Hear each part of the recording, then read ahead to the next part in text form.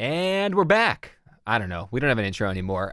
We're back from the next project. What was I just about to say? I don't know. Anyway, Adam and I are here today to talk about hiring, and it's Yeah. very exciting because we're both doing it. You Yeah. wanna tell Yeah. us Well, we what were you've been working talking on? the other day about how we wanted for a long time I've been wanting to hire someone to do my tutorials. We did hire someone to do our podcast about a year ago, and it's worked out great. It's a little different than the way I used to edit it, but I had to let go of that a little bit. It's still really great. It's still really great. And now I don't have to be the one to do it, which is great. But I wanted to get someone also for my tutorials, and I knew I couldn't put that load on the same person who's doing the podcast because this was a side gig for that person, right? And they just wouldn't be able to take the volume that I'm hoping to do. I want someone to do weekly videos. Right. So, but that's always been in the back of my head. And then you mentioned that you were going to be doing it. You mentioned, why don't you mention what you mentioned? Well, yeah, so right around the same time, I was like, that's so funny because after years and years of all of my colleagues in the solopreneur speaking kind of industry, coaching, consulting, years of having my colleagues tell me, I can't believe you don't have a team around you, a virtual team, hiring virtual assistants in different tasks. Because everyone I know that does what I do has two, three, five people that work for them, sometimes part-time, sometimes full-time, that are virtual. They're virtual assistants, but they work for them, and they take all that stuff that just eats up your day and eats up your week that doesn't have to be you. And I think what you and I are about to talk about here is that's the key to hiring is the stuff that doesn't have to be you. And that may be different things for different people. Like for me and you, it's actually very different things what we need. What you're hiring for is something I would never hire for, and maybe vice versa. So yeah, I realized I wanted to have a full-time assistant, so essentially an administration assistant, someone to handle my emails, going back and forth with clients, my calendar, all of that kind of stuff, the boring stuff, my weekly WordPress updates, scheduling my blog, my email newsletters, all the stuff that eats up 10, 15, 20 hours of my week, but totally could be done by anybody. It doesn't have to be me. And also my social media scheduling when there's stuff that needs to get posted, not writing any of the content, not designing any of it, just posting it. Which again, you know what it's like to go through, and you do less social media networks than I do. So like I'll have something and I'll go, I need to. Well, you're on a lot of things, but I need to reformat where I go to Facebook and Instagram and LinkedIn, all differently. So I Yeah, guess I you do think we're other probably on the things. same amount. Yeah. I don't post on all of them. I make a point to kind of post a couple of them each week and stuff. I don't make sure I update all of them each week. And like you, I don't put the Yeah. exact same content on all of them either. That's the whole point of having separate things. But anyway, what I want to get back to, because then you emailed me or in the Facebook message, you're like, hey, yeah, I'm going to hire through this, and it was a link that I Mhm. think that you found out about through the 4 Hour Work Week, right? Which I had read, but I just kind of like, oh, that's not gonna really work. And then you sent me the Yeah. link, and you're like, I think I'm gonna use this. Yeah. So for some people listening to this, if ever there's an audience, would be immediately turned off because the 4 Hour Work Week in recent years has gotten a stigma around it. But Mm. let's back that up. So this idea was not started by the 4 Hour Work Week. It is mostly, which is Tim Ferriss. It is mostly where a lot of people heard about it. And the idea Popularized, right? is, yeah, popularized, put it into the pop culture. And essentially, the idea is to hire virtual assistants by going overseas. And there's a stigma around it lately because people think that what you're doing is like slave labor, like underpaying overseas people for those tasks. That's not the case at all. It's just that if you live in the States or countries like the US, the exchange rate, the money, the cost of living in some countries, a lot of Asian countries, is so low compared to the cost of living here plus the exchange rate. And so, for example, $500 a month US is a full living wage for a family of five in the Philippines. It is not slave labor. $500 US is a comfortable living wage for a family in the Philippines. $800 would be crushing it. Like with $500 a month, a family in the Philippines could pay all of their monthly expenses and put money away into a savings account. for $500 US. And when you consider that and you look at what it would cost you to hire an assistant who's an American, it would cost you how much per month? $3,000 per month? If you want to pay them at least a reasonable, a $35,000 a year with no benefits salary. And the question is the work going to be any better? And it used to be probably, but today, no, the work's not going to be any better done by an American. So that's where this all comes from. Yeah, no, absolutely. No, I totally agree with with a lot of that. And yeah, just like things have different value, and the standard of living is different, and it's just a matter of it's the dollar just goes further in the same way that $100 now doesn't go as far as it did 50 years ago in America. It's just Yeah. like it's the same thing regionally as well. So yeah, Yeah. it's yeah, it's just a different And story. and the part of the reason that people have an aversion to it is because if you live in America, people think, well, you should support your fellow Americans. And it's like, I mean, maybe, but that's a really weirdly outdated kind of way of thinking. That's a very, national-centric, nationalist way of thinking that, like, our country is the only one that matters because I happened to be born here. It's like, no, there's billions of people on the planet that all deserve to live good, happy, fulfilling, comfortable lives. To me, there's nothing wrong with hiring somebody in some other country, and if you're paying them what is to them a fair wage in their country, I would hire somebody in my immediate community or family first. But Yeah. outside of that, then it's just people you've never met. And at that point, I don't really see the difference between hiring someone in the States and hiring someone somewhere else if the job's being done as well. Yeah. No, I totally agree with that. And actually, just to bring it down even simpler, it's just a matter of consent. If they're happy with the amount and I'm happy with the amount, what's wrong? Right? There's nothing wrong, right? Yeah. So that's yeah. It's great, and not only that, but I think I was able to just hire someone last week, and not only that, they're beyond thrilled with the rate that I have. It was higher than what they expected, and that's part of because of a conversation that we had. Because I was working with a couple people trying to do edits, and one person said it took them like 12 hours to edit. The other guy said it took him 4 hours to edit, and we're going to be doing an hourly rate. And you're like, you know what? You mentioned to me, it's like, to me, it doesn't take 12 hours, take 2 hours, doesn't matter. I want the product, right? Right. And this is so here we should clarify that what you and I are talking about is hiring people on a salary, either a part time or a full time salary, not hiring people as a per hour or per diem as a freelancer. So you and I have both hired many freelancers for a long time. I am a freelancer and I hire freelancers, right? I've hired people to do a single project. Like I'll hire a graphic designer to design an ebook for me, and they'll say it's going to cost you this much per hour, and I think it'll take me this many hours, and then I pay for that. What we are talking about here is hiring people who work for you 20 hours a week on a salary part-time or 40 hours a week for you on a salary full-time. And so when you do that, you're just paying a monthly salary or a yearly salary that you can divide by months, divide by weeks, however you want. And so it doesn't matter at all to me how long any individual project takes, so long as all the projects get done and on the timeline that I asked for. So if I say you've got a week to do this, and it only takes them a day, and that's the only project I gave them, they should put their feet up for the next 4 days, unless I give them something else, because I'm paying for. They're salaried.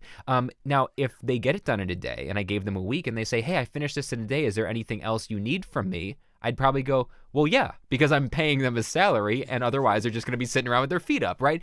But that's the point: is that I was able to offer these people a very flexible working schedule. I said, if you're really efficient, I don't need you to track your hours. I don't need you to clock in and clock out. I want this much done. And I should clarify, you hired a video editor, right? Mm-hmm.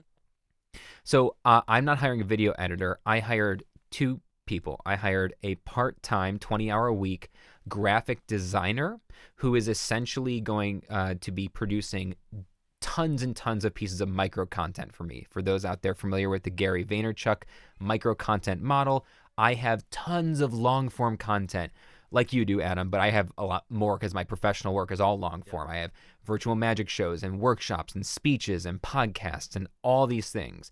And I waste most of those opportunities because I don't have time to go through and find the 1 minute clips and the quotes. And, I could get 100 of them from each of these, long form things. And I could have months of cool content to build an audience, but I don't have time to go through it. So I hired a part-time 20-hour-a-week graphic designer to do nothing but go through all my part-time, for all my long-form content and design micro content, which will then be handed over to the full-time hire I made, which is an administrative assistant, which is what I talked about earlier. Yeah. Just out of curiosity on that, so as a graphic designer, are they also the person responsible for? Because that's a hard job, is to be able to decide which quote is important enough. Is Mm-hmm. that something you're giving them timestamps for, or telling them which ones, or are they fishing that out themselves too? So a little of both. I'm going to be giving them any timestamps where, as I was going through it, or I remember, I might go, hey, there were at least this moment there and this moment here that I remember were important. Other That's than right, that, because you're still editing it, so you still get that pass through. Because that's so weird. right, Because again, I was telling you before we started rolling, I filmed something this weekend, and then just sent the footage off. I didn't review any of the footage. right. I filmed, sent the footage off. I got the first edit today. It was surreal for me to watch a finished edited video that I filmed and didn't touch once. I was like, It's amazing. oh my Yeah, gosh, it's a big expense for me. It is a really big yeah, expense for me, this editor. yeah. But oh my gosh, the time that I bought back with it.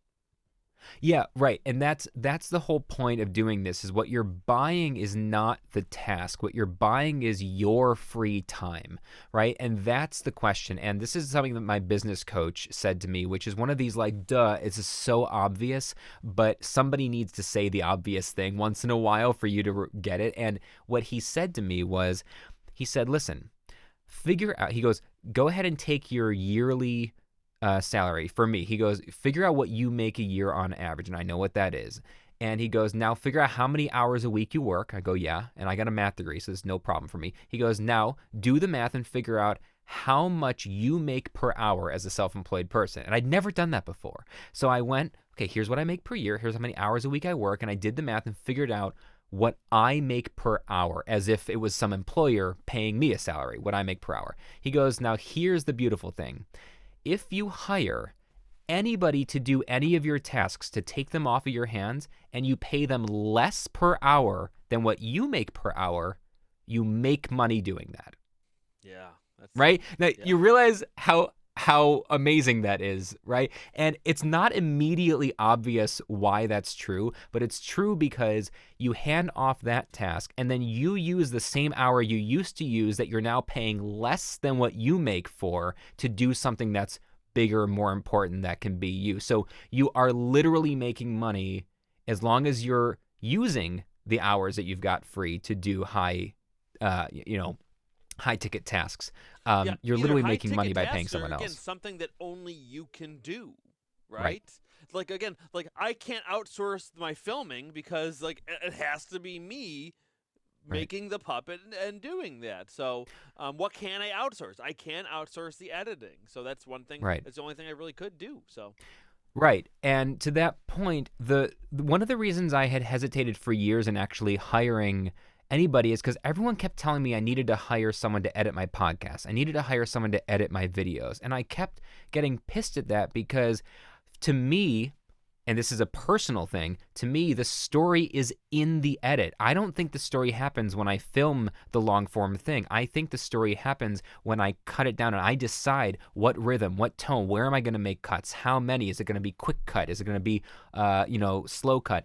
All of those things. Do I take out this little passage over here? Do I leave in the long stutter where I couldn't think of something to say on purpose? To me, the story is in the edit, and so I really enjoy editing. I love podcast editing, especially, less so video editing. But for me, I it's crucial to me. It's important to me that I be the one that does the editing. So when everybody kept telling me you got to hire these virtual assistants to do your editing, I kept going, no, I don't want somebody else to do my editing. And it's this business coach this year who convinced me by saying something really obvious. Again, another obvious thing. He said, you don't have to hire someone to do your editing. The goal of hiring someone is to do the stuff you don't want to do so that you have more time to do the things you do want to do. So you want to do editing? Great. Let's hire someone to do the stuff that's not editing so you have more time to edit. And I was like, duh, right?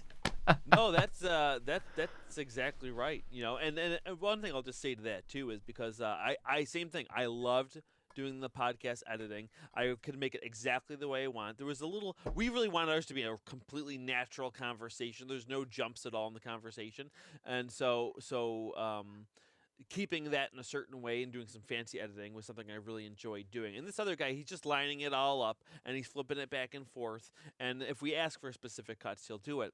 But generally, he's just laying it out. But that's one thing I just have to say too is being able to kind of let go. Something doesn't necessarily have to be exactly the way that I wanted it for it still to be good. And one thing I learned about with that, so I was able to let go a little bit with the podcast and do that. One thing I'm already realizing with this new editor I have now for my tutorials is he just got raw footage. And he did things that I wouldn't even have thought to do that were very creative and clever. It's like, oh my gosh, like there's parts about this that I like more than anything I would have ever done. So I got that little bit of discovery too. And that's that old quote, you don't know what you don't know, right? If you've only ever done it your own way, you don't know that if there is a better way, you only know your way. And so when I hired this graphic designer, I was nervous because I've always edited my content my way. I have a very specific edit. And anybody watching, listening to this who follows me across the socials, as I'm sure most of you do at this point, you could literally visualize the way that I edit something because my voice is in the edit. But that doesn't mean it's the only way, and it certainly doesn't mean it's the right way. In fact, one of the reasons I'm hiring people is to help me find ways to scale up, to grow my audience. And so you go, well, I've been doing it this way forever and the audience isn't growing the way I want it to. Maybe the way I'm doing it isn't the right way. You know what I mean? It's almost like translating, so it's like film language. Like my editing style has its own like film language. Yours has its own film language. And Yeah. here's the thing about language is like most things, not everything, but most things can be translated to another language and lose nothing, and actually maybe even gain something with the different, you know, resonance that voice might have. Yeah, no doubt. So I feel like for me, so far it's been very successful. I'm just started working with the graphic designer this week, and like you said right before, I think we started recording, it may take you a month or two to kind of finish training, because you're gonna be giving notes over and over again for a while. And I'm doing the same thing. I got a whole bunch of micro content sent over to me today, and I looked at it all, and there was a lot I liked about it a lot.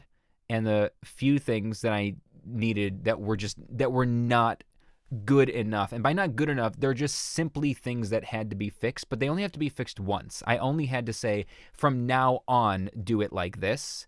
Yeah, And yeah. from now on, it'll be like that, right? So after a couple of weeks, I imagine I won't need to be checking in repeatedly. I'll probably 90% of the time just approve the stuff that they send me, and it'll go sent over to the assistant to schedule. And maybe 10% of the time I'll say, can you do this one tweak, or can you touch this one thing up? And that's fine. That's what having employees. It's very different having employees, which is what these two people are for me now, than having freelancers that you've hired for a project. Because they're like, yes, boss. What do I do today? And I'm like, oh, it's a whole different dynamic. Oh yeah, no, that's a very different dynamic. Yeah, and actually, no, one thing I'm realizing now, this isn't really about hiring at all. We should do our next episode on the literal hiring process. 'Cause I think there's a lot of interesting things to talk about in this. This was more so just about like, is it are you ready to hire someone, or what does it Mm, what how do you start, I guess, more so is what this is. So next episode we should definitely talk about the actual hiring process, and maybe it might yeah, be still a little bit too early to fully do that, since I'm only maybe. on week 2 with this Yeah, person too. yeah, And me like you're too. saying, I'm giving some notes now on some stuff, and again, after a month or two, you're right, hopefully we shouldn't have to anymore, which will be really, that's where the time really opens up for us. Right, because right now the time isn't opening up as much because you're spending a lot of the free time that would be open training the people, right? Because training takes time. You do have to invest in it. And for me, one of the things, just maybe this is a place to go next time, but one of the things I'm doing is I'm just screen recording, doing anytime I have a workflow where I go, this is my workflow for how to do this, or this is how I use this app, or this is how I make these edits. I just screen record it and I go and I walk through the process in 10, 15 minutes, and then I send that file to them and they can watch it. Now they have my process to just learn from, like it's a textbook. I mean, there's an official term for this, standard operating procedure, right? I mean, corporations all have SOPs where when there's a new hire, they don't have to invent how to train this person every single time. They go, here's the standard operating procedures for your job. Learn them in the first 2 weeks. In theory, that's the idea, is that if 3 months from now, this graphic designer decides she's going to go off and do something else, take a different job or whatever, I could hire a new one, and within a week, they could be up and running, no problem, because I could hand them, here's all the standard operating procedures. So in theory, the most amount of wasted time is just this first time we're making a hire if you build that kind of workflows and SOPs for later. So that's I'm trying to play a long game. I probably would have done that, but when he told me he did it in 3 hours, I was like, I want you to do that for me. Send me your screen recording, because it takes me like 8 hours to do what you just did in I 3. Oh my gosh. I asked my assistant to do that. He got me all set up with a brand new piece of software that I've never used, and I've literally never used, because he just told me, he's like, this is what you should use, and I was like, how much a month? And he's like, it's $35 a month. I said, is that going to solve all of our problems? He goes, yeah, this is what you need for all these things. I said, fine.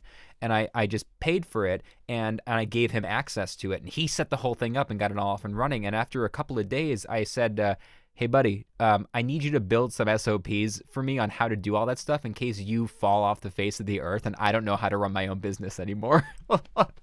I do need you to send me this stuff in case No, you're that's great. unavailable. No, yeah. Yeah. No, I'm so excited. So far, so great. So, Yeah. anyone else who's interested in this, I would definitely say start to look into it. The website we use, so we share that too with people with the, Yeah. yeah, onlinejobs.ph, I think it is. Is that right, Brian? Yeah, it's onlinejobs.ph. And that is just one. There's a bunch of these, and this is the one where you can hire. This is for hiring full-time or part-time salaried workers from the Philippines. If you're looking for less serious commitments than that, there are other sites that I cannot speak to, so I'm not going to say what they are Well, here. even But if someone, I would just say, if someone wants to even dabble in having someone else do work for them, Fiverr is a great place to even start off. oh well, Fiverr and Upwork, right? Those are the two that I've used for a long, long time. Tends to be super cheap, and the quality tends to be hit or miss, as we both know. Upwork tends to be more reliably professional quality. You're going to pay a bit more. The big difference, Fiverr tends to be people from all over the world. So the super cheap stuff tends to be someone from anywhere. Upwork is mostly Americans, and so that's part of the reason the costs are so much higher to hire on Upwork, because you are hiring Americans as freelancers. I've had great success with Fiverr. I've had great success with Upwork. I'm happy with the success I've had before, but I could never have afforded, or at least wasn't willing to pay, a part-time or a full-time salary to someone at those kind of rates. To hire someone that was going to be working for me 8 hours a day, 5 days a week, on only for me and focused on my work and helping me grow my business, I needed to go overseas, and it's awesome. We should do another episode. We should do a Fiverr episode. Then we'll do that too. That'd be great. Oh boy, oh Fiverr. Cool. All right. Yeah. Well, without any further ado, On to the Find us next on project. Clubhouse. I mean, on to Yeah. the next project. Yeah, find us on Clubhouse too. We're on Clubhouse. Yeah, All yeah. right. What's your at on Clubhouse? We gotta do a Clubhouse episode. We can't talk about it now. We're gonna do a Clubhouse episode. We Follow us on Clubhouse. My handle is the same at Adam Krutinger. and mine's at Brian K Miller. So there you go. On to the All next right. Clubhouse. Bye guys.